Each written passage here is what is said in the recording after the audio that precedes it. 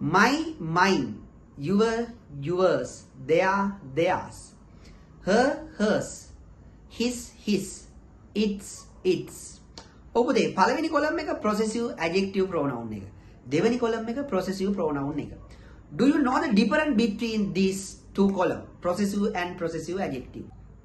Possessive adjective pronouns අපි භාවිතා කරන්නේ නාම පදයකට මුලින්. ඒ වගේම possessive pronoun අපි භාවිතා කරන්නේ තනිවම යෙදලා අයිතිය කියන අවස්ථාවක් තමයි ඒකෙදි කරන්නේ. බලන්නකො මෙන්න මේ උදාහරණේ this is his තැනක් ඊට පස්සේ බ්‍රැකට් ඇතුලේ තියෙනවා my mine අගට තියෙනවා puppy කියලා. මොකක්ද අපි තෝරන්නේ? ඔන්න puppy කියන නාම පදයට මුලින් තමයි තියෙන්නේ. එහෙනම් අනිවාර්යයෙන්ම නාම පදයකට මුලින් යෙදෙන්නේ possessive adjective pronoun. එහෙනම් උත්තරේ වෙන්න ඕනි this is my puppy. අපිට ওই වාක්‍යයම කියන්න පුළුවන් this puppy is mine. This puppy is mine කියලාත් අපිට ඔක කියන්න පුළුවන්කම තියෙනවා. එහෙනම් ඔන්න දැන් ඔයාලා දන්නවා නාම පදයකට මුලින් යෙදিলা අයිතිය ප්‍රකාශ කරන්නේ possessive adjective pronoun. ඒ වගේම තනියම යෙදিলা අයිතිය ප්‍රකාශ කරන්නේ possessive pronoun.